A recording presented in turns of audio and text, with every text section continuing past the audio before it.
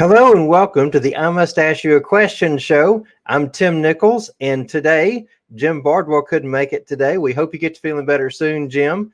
But we are going to be talking about how to create raving fans. Do you have raving fans that follow your business? Do they comment on your pages? Do they even hit like? Do they share your post? This isn't just about social media, but I'm talking about even in the community. Do you have people that sing your praises at events that you go to, maybe for how effective your product or your service was or something like that, or maybe just about who you are? So the question today is, do you have a raving fan base?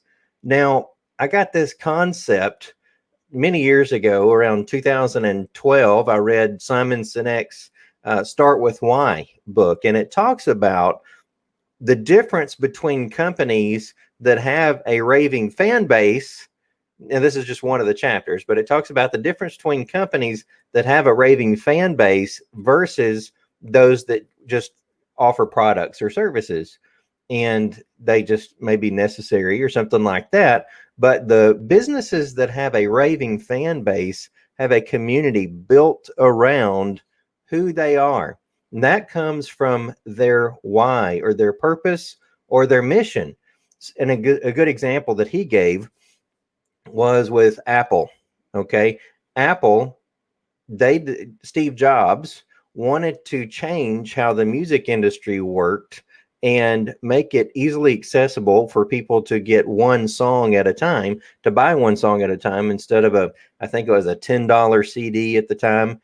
And so, because I remember going into stores that sold CDs and looking for the cheaper CDs, but just sometimes you're just trying to find one song on there. So Steve Jobs' idea was to take and change that, and then he started, I'm going to say, disrupting several different industries, even the cell phone industry. So he disrupted industries trying to create better ways around a purpose or a mission, trying to make it easier for normal people to go and do things on computers. I think at one time when he first came back to Apple, the difference in their marketing was think differently, or think different was the phrase he used. And it was, this is how easy it is to listen to music and use a computer. Whereas other computer manufacturers were talking to programmers and people like that, using them in their marketing, saying, hey, this is how easy it is to code or something along those lines. So they didn't make it easy to understand how to even apply it. So Steve Jobs, and disrupting that industry, made it easier for regular people to use it. Well, the difference was other companies that were these computer manufacturers, they were after the what? They were after the product and money. And it wasn't so mission oriented. They just were selling products that they thought general businesses could use. Whereas Steve Jobs and Apple was going after a why, a mission, a purpose. And the interesting thing about that story is companies like Apple were thought leaders within their industries until that thought leader who had the vision for why passed away. A good example of another company like that would be Walmart. And so when Walmart lost their leader who had the vision of going into smaller communities and creating a price disruption, they actually, the family that inherited the company, Sam Walton is who I'm thinking about. So Sam Walton's family actually said, hey, let's make this, we're doing so well with our money, making money. We want to make more money. And so they just focused on the what and the how, but not their vision, not the why, for why they were going in and helping these smaller communities with product purchases. Now, Amazon has fulfilled that role, especially since social distancing and quarantine and things like that. And they've just shot up because they're delivering something to everyone and they have a mission behind it. It's not just about selling products. So they have a raving fan base around their mission instead of around just a product or service. Because now others are trying to do even what Amazon does and may not even be making it. In fact, Apple wasn't even the first ones to come up with the iPod or anything like that. MP3s had already existed, but people jumped on board with the disruption of the music industry and how they were able to do it with their mission. So in your business, what are you doing to start with why? What in your business, put it in the comments, but start with why in how you perceive or how you project, how you market your product or service. So that's how you can get an advantage and create a raving fan base there. Also, I would encourage you to build community among your clients or customers. As a financial advisor, one thing I used to do would be to have dinners where I invited certain business owner clients to that dinner.